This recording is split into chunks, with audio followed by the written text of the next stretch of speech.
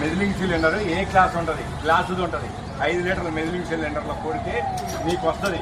అది కాకుండా నువ్వు ఏదో ఒక పెద్ద 5 లీటర్ల జగ్గు తెచ్చి చేస్తా అంటే కుదరదు. జగ్గు నీకు పరిమాణం కాదు, ఒక చట్టం ఉంటుంది. దీనికి కూడా తూలికలు, ప్రమాణికలు, కొలతలు అనేది ఒకటి ఉంటుంది. ఆ జగ్గు కాదు నీ లెక్క. 5 లీటర్ల మెదిలింగ్ సిలిండర్ తీసుకురా. నువ్వు చెక్ చేసి నాకు, నువ్వు అది తెచ్చి చెక్ చేసి నాకు చూపి నేను పోతా. ఎందుకంటే నువ్వు కొట్టింది పెట్రోల్ నువ్వే కదా కొట్టింది, నేనే కొట్టించుకుంది. మరి నాకు తెలుసుగా నా బండి.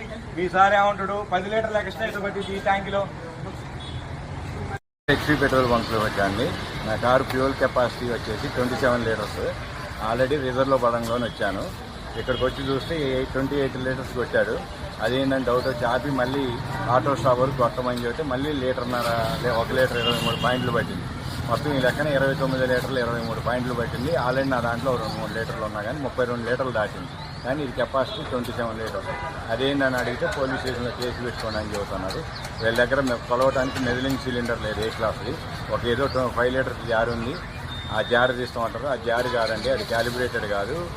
మెదిలింగ్ సిలిండర్ తీసుకురామంటే మేము తీసుకురాము, మీకు యాక్ట్ అయింది లేదా మీకు మెకానిక్ అడిగిపోయి మీ బండిలోనే ప్రాబ్లం ఉంది, పోయి చెక్ చేయించుకొని రండి అన్నట్టు మాట్లాడుతారు. అది కాదు ఇది కాదంటే పోలీస్ స్టేషన్కి పోండి అంటారు. కానీ మేనేజర్ని పిలిచి ఆయన ఇంతవరకు రాలేదు. ఎండిఎం మా బంకులో ఏం జరగలేదు, మీరే అబద్ధం ఆడతారు, మీకు నచ్చిన కింద చేసుకోపోండి అని ఆయన చెప్పి ఫోన్ పెట్టేసింది. ఇది జరిగిందండి. ఈ బంక్ వచ్చేసి HP petrol bunk height Nagar Raghavendra hotel దగ్గర ఉంటుంది. Radio station opposite bunk.